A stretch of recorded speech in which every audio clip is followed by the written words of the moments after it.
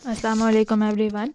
How are you all. उम्मीद है कि आप सब ठीक होंगे। I am here with another lecture that is lecture number 94 for class 10th, जिसमें हम लोग यूनिट नंबर 14 यानी कि इन्वायरमेंटल केमिस्ट्री के पार्ट 1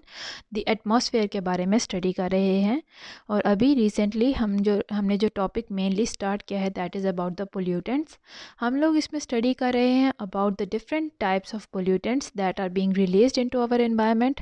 और उसके बाद हम लोग देख रहे हैं what are the different sources जो इन पोल्यूटेंट्स को बनाते हैं। और अभी तक जो हम लोगों ने बेसिकली पोल्यूटेंट्स स्टडी किए हैं, those are the oxides of carbon, यानी कि carbon monoxide and carbon dioxide. और हमने देखा कि किन किन वजूहात की वजह से, किन किन सोर्सेज की वजह से ये carbon monoxide and carbon dioxide are released into our atmosphere. अब हम लोग देखते हैं कि ये कार्बन मोनोऑक्साइड, कार्बन डाइऑक्साइड जो हैं, इनकी वजह से और क्या क्या असरात हो सकते हैं, जिसमें हमारा आज का टॉपिक है, आज के लेक्चर का, that is about the green house effect and global warming. Green house effect होता क्या है, ग्लोबल वार्मिंग क्या है, किस तरह से ये दोनों एक दूसरे से रिलेटेड हैं, हम इसके बारे में स्टडी करेंगे। तो ग्रीन हाउस इफ़ेक्ट समझने से पहले पहले हम इस टर्म को समझ लेते हैं, इस टर्म को अंडरस्टैंड कर लेते हैं कि what is this green house effect, और स्पेशली ये कार्बन डाइऑक्साइड, कार्बन मोनोऑक्साइड वगैरह के साथ किस तरह से रिलेटेड है। तो ग्रीन हाउस इफ़ेक्ट एक्चुअली इसका नाम पड़ा है because of green house. Green house क्या है, ये this is a technique that is use by farmers. वो क्या करते हैं, सर्दियों में जब टेम्परेचर लो होता है और ऐसी क्रॉप्स, ऐसी वेजिटेबल्स वगैरह को उगाने के लिए, ग्रो करवाने के लिए, जिनको हायर टेम्परेचर की रिक्वायरमेंट होती है as compare to environmental temperature, higher temperature की रिक्वायरमेंट होती है फॉर प्रॉपर ग्रोथ, तो उनके लिए एक स्पेशल हाउस स्ट्रक्चर का बनाया जाता है, जो जिसकी वॉल्स, जिसका छत जो है वो या तो ग्लास का या फिर प्लास्टिक के बनाए जाते हैं। उससे क्या होता है कि जब सूरज की जो शुआएं हैं, सन रेडिएशन जो हैं, सन रेज जो हैं, जब उस ग्लास हाउस के अंदर एंटर होती हैं, ग्लास हाउस के अंदर वो इजीली एंटर हो जाती हैं, लेकिन जब वो वहाँ से बाहर निकलने की कोशिश करती हैं तो उनकी वेवलेंथ चेंज होने की वजह से वो ग्लास जो है वो उनको अलाउ नहीं करता, वो जो रेज हैं सन की, वो उस ग्रीन हाउस के अंदर ट्रैप हो जाती हैं और वो बाहर नहीं निकल सकती। अब जितनी ज़्यादा रेज उसके अंदर ट्रैप हैं, जितनी ज़्यादा रेडिएशन उस ग्रीन हाउस के अंदर ट्रैप हैं, उसकी वजह से उस ग्रीन हाउस का टेम्परेचर इंक्रीज़ हो जाएगा as compare to outer atmosphere. आप उसमें एंटर होंगे तो टेम्परेचर इंक्रीज़ होगा as compare to normal open air. तो इसको हम कहते हैं this is a green house, जो कि एग्रीकल्चरल एक्टिविटीज़ में इस्तेमाल किया जाता है to grow different types of crops and vegetables. अब अगर हम लोग बात करें ग्रीन हाउस इफ़ेक्ट की, तो हमारी अर्थ के इर्द गिर्द भी कुछ लेयर्स हैं, ये जो एटमॉस्फेयर की लेयर्स हैं उसमें कुछ गैसेस हैं, वो भी सिमिलर वे में, सिमिलर मैनर में वर्क कर रही होती हैं। यानी कि जब सन की रेडिएशंस एटमॉस्फेयर में एंटर होती हैं, अर्थ के साथ आकर टकराती हैं, और जब टकराने के बाद अर्थ दोबारा उनको रिफ्लेक्ट करती है, उनकी रेडिएशन, उनकी वेवलेंथ चेंज हो चुकी होती है, लॉन्गर वेवलेंथ की हैं। तो ये जो गैसेस हैं जो अर्थ के इर्द गिर्द एटमॉस्फेयर के अंदर प्रेजेंट हैं, उन्होंने अर्थ को कवर किया हुआ है, एनवेलप बनाया हुआ है उसके इर्द गिर्द। तो because of change in the wavelength of the radiation जो कि अर्थ से एमिट हो रही हैं सन रेज की, तो ये गैसेस उन डिफरेंट वेवलेंथ की रेडिएशंस को दोबारा बाहर नहीं निकलने देती हैं, और इस तरह से ये रेडिएशंस अर्थ के एटमॉस्फेयर के अंदर ट्रैप हो जाती हैं और दोबारा एटमॉस्फेयर से बाहर नहीं निकल सकती। इसका इफेक्ट क्या होता है, इससे क्या रिज़ल्ट निकलता है कि अर्थ का जो टेम्परेचर है वो slowly it starts to increase, और वो इस तरह से ग्लोबल वार्मिंग का में ग्लोबल वार्मिंग जो है रिज़ल्ट होता है because of the green house effect.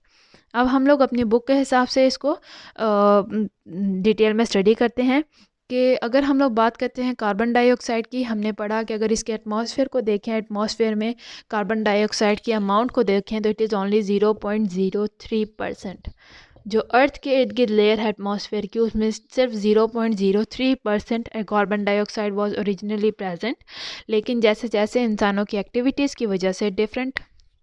Activities की वजह से carbon dioxide is being released into the atmosphere, तो उसकी वजह से ज़्यादा अमाउंट हो चुकी है कार्बन डाइऑक्साइड की। और इस वजह से अब हम देखते हैं कि किस तरह से ग्रीन हाउस इफ़ेक्ट पे असर पड़ता है। तो ये जो कार्बन डाइऑक्साइड है it forms a layer around the surface of the earth, वो एक लेयर बना लेती है जिस तरह के एटमॉस्फेयर एक एनवेलप बनाती है, तो उसी एटमॉस्फेयर में ये कार्बन डाइऑक्साइड है, तो ये उस एटमॉस्फेयर के साथ मिलके अर्थ की सरफेस के इर्द गिर्द एक लेयर बना लेती है जिस तरह के एक एनवेलप बनाता है, यानी एक कवर कर दिया अर्थ को। इससे क्या होता है, जब ये यहाँ से सूरज की शुआएं जो सन रेडिएशंस हैं when they come to this atmosphere, तो these rays are allowed to enter the atmosphere and go to the surface of the earth। इनको पास कर दिया जाता है कि दे आर अलाउड टू पास, और ये अर्थ की सरफेस पे जब पहुंचती हैं तो अर्थ के सरफेस के साथ टकराने की वजह से these rays are again reflected back from the earth surface. अब नॉर्मल कंडीशन में जब ये कार्बन डाइऑक्साइड की अमाउंट इतनी ज़्यादा नहीं थी, तो ये अर्थ से टकराने के बाद दोबारा ये रेज जो हैं रिफ्लेक्ट हो जाती हैं और दोबारा एटमॉस्फेयर को क्रॉस करते हुए बाहर स्पेस के अंदर एंटर हो जाती हैं। अब यहाँ पे आप देखते हैं कि सन की तरफ से रेडिएशंस आई, कुछ रेडिएशंस को प्लांट ने यूज़ किया, कुछ रेडिएशंस की वजह से हमारी अर्थ का टेम्परेचर इंक्रीज़ हुआ, और बाकी की जो रेडिएशंस थी वो अर्थ से टकराने के बाद रिफ्लेक्ट हो गई, दोबारा से एटमॉस्फेयर से पास करती हुई बाहर स्पेस की तरफ चली गई। उसके बाद नॉर्मल कंसंट्रेशन अगर कार्बन डाइऑक्साइड की थी, जिस तरह के शुरू में जब ह्यूमन एक्टिविटीज़ इतनी ज़्यादा नहीं थी, तो तब नॉर्मल कंसंट्रेशन की वजह से इन रेज़ का वापस स्पेस में चले जाना, अर्थ से रिफ्लेक्ट होने के बाद एटमॉस्फेयर से गुजरने के बाद दोबारा स्पेस में चले जाना, वो नॉर्मल था, वो इजीली चली जाती थी। तो उसकी वजह से हालांकि वहाँ पे भी कार्बन डाइऑक्साइड थी, जब ह्यूमन एक्टिविटीज़ इतनी ज़्यादा नहीं थी तब भी कार्बन डाइऑक्साइड थी। तब ऐसा नहीं था कि 100% जितनी भी रेज़ आ रही हैं अर्थ से टकराने के बाद रिफ्लेक्ट होने के बाद 100% सारी रेज़ चली जाएंगी वापस। तब भी कुछ हद तक ग्रीन हाउस इफ़ेक्ट होता था, बिकॉज़ वहाँ पे तब भी कार्बन डाइऑक्साइड प्रेजेंट थी। जब रे आई उसने कार्बन डाइऑक्साइड ने वापस उसको बाहर नहीं जाने दिया, लेकिन तब बहुत कम रेडिएशंस ट्रैप होती थी, और वो रेडिएशंस इतनी ज़रूरी थी, यानी इतनी रेडिएशंस का ट्रैप होना ज़रूरी था ताकि अर्थ के एटमॉस्फेयर, अर्थ का जो टेम्परेचर है उसको रिटेन किया जा सके, और ये हमारे एटमॉस्फेयर को कार्बन डाइऑक्साइड नॉर्मल कंडीशंस में वार्म अप करने के लिए ज़रूरी थी। So normal concentration carbon dioxide की बहुत ज़्यादा ज़रूरी है, और ये हमारे टेम्परेचर को, हमारे एटमॉस्फेयर के टेम्परेचर को वार्म करने के लिए बेनिफिशियल है। अगर कार्बन डाइऑक्साइड यहाँ पे ना होती तो हमारे अर्थ का एटमॉस्फेयर इतना वार्म अप ना होता कि डिफरेंट एक्टिविटीज़ कैरी ऑन की जा सकती हैं by different living organisms. Because अगर अर्थ फुली 100% जो है वो उसके अंदर कार्बन डाइऑक्साइड उसके एटमॉस्फेयर के अंदर ना होता और ये ग्रीन हाउस इफेक्ट हमें देखने को ना मिलता, तो अर्थ का टेम्परेचर बहुत ज़्यादा लो हो जाता, जो कि डिफरेंट लिविंग ऑर्गेनिज्म के सर्वाइवल के लिए डिफ़िकल्टी कॉज कर सकता था। अब अगर हम लोग बात करें कि अगर कार्बन डाइऑक्साइड ना होती, तो कार्बन डाइऑक्साइड ना होती फिर उसका टेम्परेचर इतना लो हो जाता कि अर्थ वुड बी अनइनहेबिटेबल, यानी कि सर्दियां हों चाहे गर्मियां हों तब कोई असर ना होता अर्थ के टेम्परेचर पे कार्बन डाइऑक्साइड की गैर मौजूदगी में, और उस वजह से हम कहते हैं कि अर्थ के ऊपर भी सर्वाइवल डिफ़िकल्ट होता या इम्पॉसिबल होता। अर्थ का जो एवरेज टेम्परेचर है it would be about -20 degree Celsius rather than the presently average temperature that is 15 degree Celsius. अगर कार्बन डाइऑक्साइड प्रेजेंट ना होती और ये ग्रीन हाउस इफेक्ट ना होता तो अर्थ का एवरेज टेम्परेचर -20 डिग्री सेल्सियस तक रहता, यानी कि इट वुड बी सो लो कि यहाँ पे पानी भी बर्फ़ बन गया है, water is changed into ice. तो इस लोअर टेम्परेचर पे लिविंग ऑर्गेनिज्म का सर्वाइवल बहुत ज़्यादा डिफ़िकल्ट हो जाता, और इसीलिए यहाँ पे कार्बन डाइऑक्साइड का होना ज़रूरी है। और अगर कार्बन डाइऑक्साइड को देखें बगैर पोल्यूशन के, जब इसकी नॉर्मल रेंज थी तब अर्थ का जो टेम्परेचर था average that is about 15 degree Celsius, that is ideal for maximum number of living organisms to survive. Carbon dioxide अगर नॉर्मल अमाउंट में हम देखते हैं जो सिर्फ लिविंग ऑर्गेनिज्म एक्सहेल कर रहे हैं, एनिमल्स एक्सहेल करते हैं, लिविंग ह्यूमन बींग्स एक्सहेल करते हैं, इवन प्लांट्स भी रेस्पिरेशन के दौरान कार्बन डाइऑक्साइड को एक्सहेल करते हैं, अपनी बॉडी में से बाहर निकालते हैं, और वही प्लांट्स दोबारा से सनलाइट की मौजूदगी में उस कार्बन डाइऑक्साइड को यूज़ करते हैं to produce the food, to produce the energy and to produce the oxygen gas. तो अगर कार्बन डाइऑक्साइड को सिर्फ हम ये कुदरती तौर पे देखें कि किस तरह से ये नेचुरली हमारे एनवायरनमेंट में प्रेजेंट है, जहाँ पे अभी तक ह्यूमन एक्टिविटीज़ ने इन्वॉल्वमेंट स्टार्ट नहीं की, तो वहाँ पे हम लोग कार्बन डाइऑक्साइड को कभी भी एक एयर पोल्यूटेंट के तौर पे कंसिडर ना करते। यहाँ पे ये एयर पोल्यूटेंट नहीं कहलाएगी, रैदर ये एक एसेंशियल गैस है, क्योंकि प्लांट्स के लिए जैसे हमारे लिए ऑक्सीजन बहुत ज़्यादा ज़रूरी है सर्वाइवल के लिए, वैसे ही प्लांट्स के लिए कार्बन डाइऑक्साइड सर्वाइवल के लिए बहुत ज़्यादा ज़रूरी है। और प्लांट्स का सर्वाइवल यानी कि बाकी की ज़िंदगी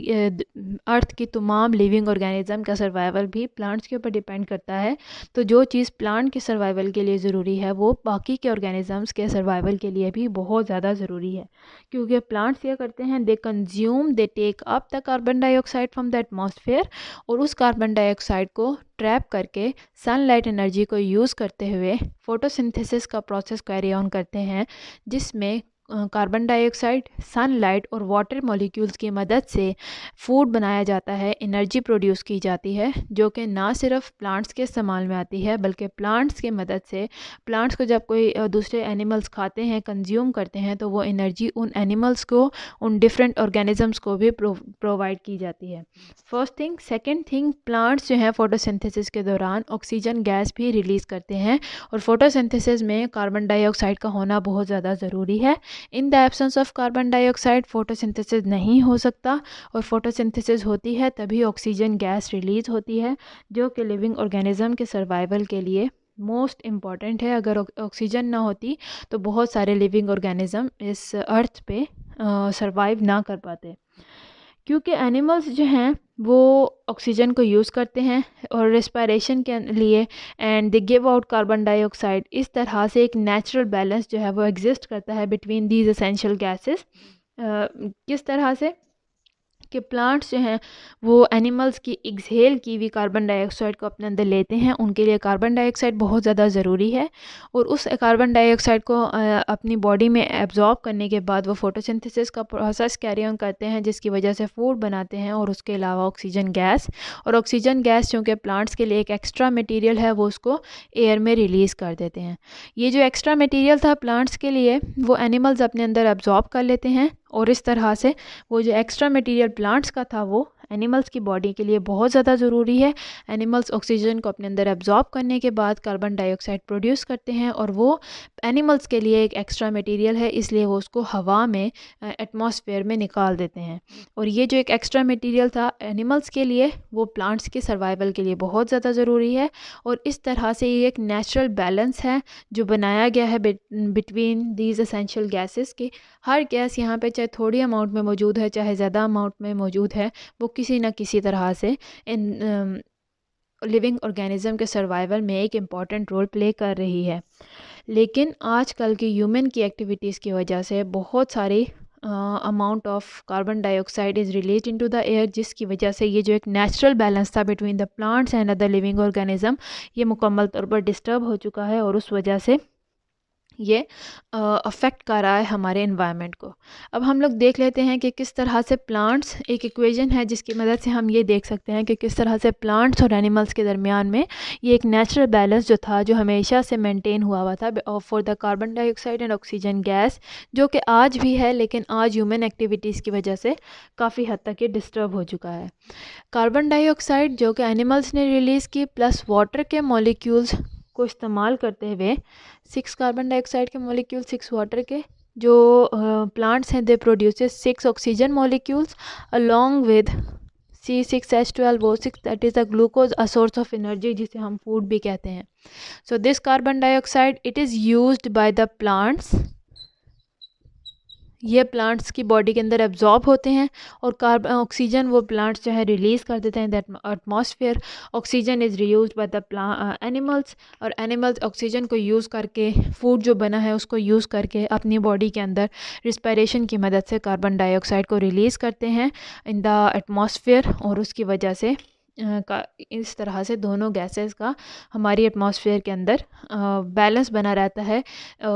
जिस तरह से जितनी अमाउंट कार्बन डाइऑक्साइड की रिलीज़ हो रही है, प्लांट उतनी अमाउंट अपने अंदर अब्जॉर्ब कर रहे होते हैं। सिमिलरली प्लांट जो है वो ऑक्सीजन को अपनी बॉडी के अंदर से रिलीज़ करते हैं, जो कि एनिमल्स की सर्वाइवल के लिए बहुत ज़्यादा ज़रूरी है, इसलिए एनिमल्स उनको अपने अंदर अब्जॉर्ब कर लेते हैं। तो ये था हमारा आज का टॉपिक, जिस पे मैं आपको बता रही हूँ ग्रीन हाउस इफ़ेक्ट के बारे में और किस तरह से इसकी वजह से ग्लोबल वार्मिंग हो सकती है। और आज हमने देखा है कि कार्बन डाइऑक्साइड के बारे में सबसे पहले हमने देखा कि कार्बन डाइऑक्साइड कभी भी अगर ये नेचुरल अमाउंट में प्रेजेंट है, कुदरती जितना था 0.03%, तो तब ये कभी भी एक एयर पोल्यूटेंट के तौर पे काम नहीं करेगा, बल्कि ये एक असेंशियल गैस है for the survival of living organism. लेकिन ह्यूमन एक्टिविटीज़ की वजह से कार्बन डाइऑक्साइड की अमाउंट इतनी ज़्यादा रिलीज़ हो गई है एटमॉस्फेयर में कि वो अब एक एयर पोल्यूटेंट के तौर पे कंसिडर किया जाता है। तो यहीं से अपना लेक्चर अगला कंटिन्यू करेंगे। उम्मीद है आपको यहाँ तक मेरे लेक्चर की समझ आई हो। मिलते हैं नेक्स्ट लेक्चर में, तब तक के लिए अल्लाह हाफिज़।